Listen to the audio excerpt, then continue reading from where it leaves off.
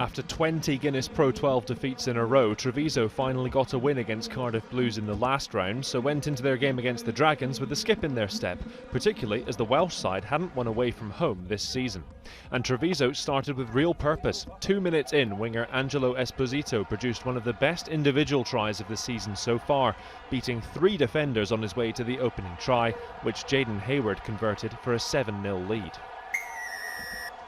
But the Dragons didn't let that rattle them and were level a few minutes later when Sarel Pretorius found Hallamemos on a good angle, but the winger had plenty to do to drag himself over the line.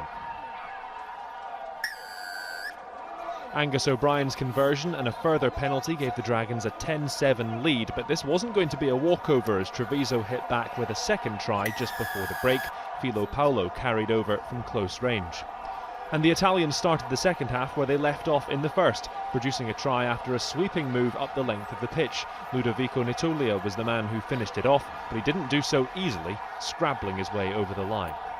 Treviso led 19-10, but there was still plenty of time left, and after being frustrated for 20 minutes, the Dragons finally got back in touch when Corey Hill crossed for their second try of the game, which O'Brien converted.